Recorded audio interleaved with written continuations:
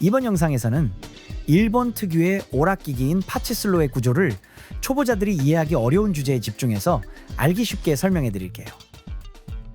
제3의 주제는 설정이에요.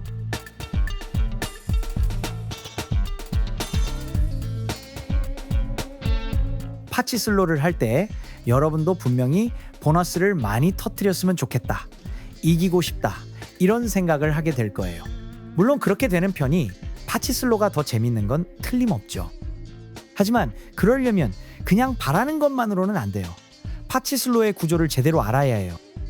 파치슬로는 기종마다 겉보기에는 거의 똑같아 보여도 사실은 플레이어 눈에 보이지 않는 곳에 당첨되기 쉬운지 이기기 쉬운지를 좌우하는 비밀이 숨겨져 있어요. 예를 들어 여기 아임자그라 EX라는 기계가 칠 때 나란히 놓여 있다고 해볼게요. 겉보기엔 전부 똑같아 보이죠? 물론 게임성은 전부 같아요.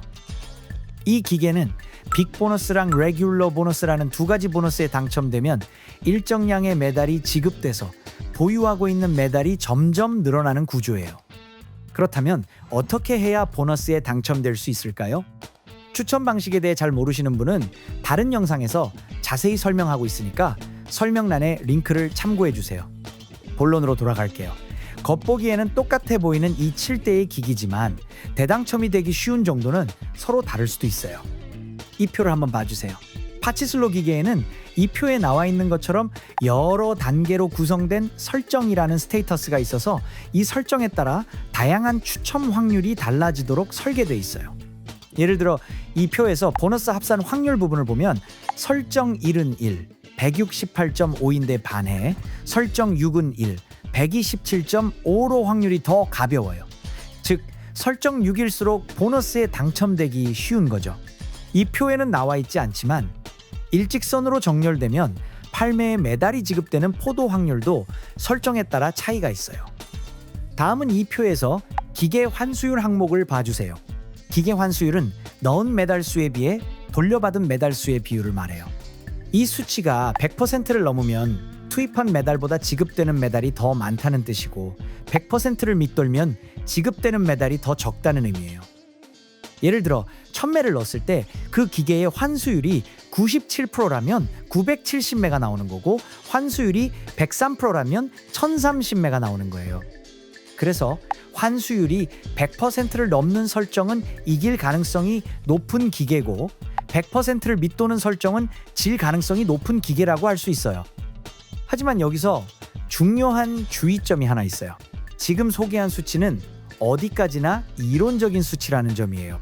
보너스 확률이 127분의 1이라고 해서 127게임을 돌리면 꼭 한 번 당첨된다는 뜻은 아니고 환수율이 100%를 넘는다고 해서 반드시 이길 수 있다는 보장도 없어요.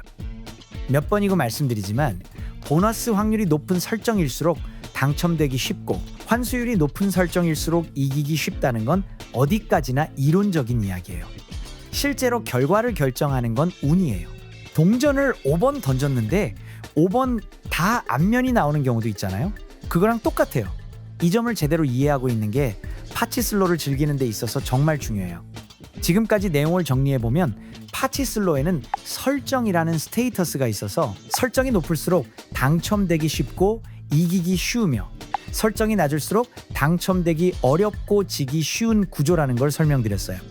설정은 보통 6단계로 구성되어 있지만 5단계나 4단계처럼 6단계가 아닌 기종도 있어요. 하지만 설정이 몇 단계이든 숫자가 높을수록 당첨되기 쉽고 이기기 쉬운 건 변함없어요.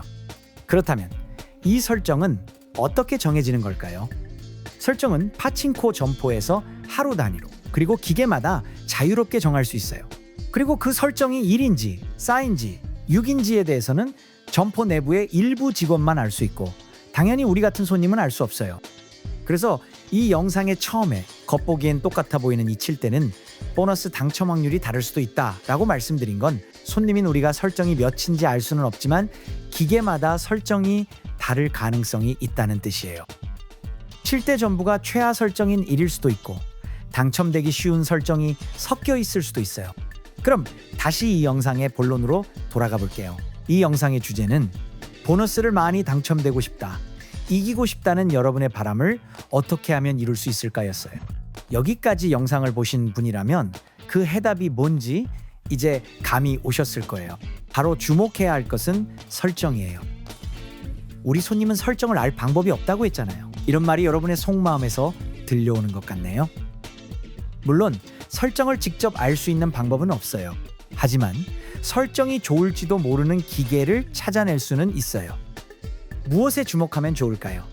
맞아요. 확률을 단서로 삼는 거예요. 그럼 지금 제가 플레이하고 있는 아임자그라 EX를 예로 들어서 계속 설명해 볼게요. 이 기기의 설정일, 즉 이길 가능성이 가장 낮은 설정의 보너스 확률은 이렇게 돼 있어요. 빅보너스 확률은 273.1분의 1, 레귤러 보너스 확률은 439.8분의 1, 보너스 합산 확률은 168.5분의 1이에요. 반대로 이길 가능성이 가장 높은 설정 6의 수치는 이렇게 돼 있어요. 빅보너스 확률은 255분의 1, 레귤러 보너스 확률도 255분의 1, 보너스 합산 확률은 127.5분의 1이에요. 지금 제가 치고 있는 기기를 한번 확인해 볼게요. 파친코점의 설비에 따라 다르긴 하지만 대부분의 매장에서는 기기 위에 있는 모니터로 확인할 수 있어요. 이걸 보면 빅보너스 확률은 543분의 1, 레귤러 보너스 확률은 271.5분의 1, 보너스 합산 확률은 181분의 1이에요. 이건 설정 1에 가까운 수치예요. 하지만 이건 어디까지나 현 시점에서의 가능성일 뿐이에요.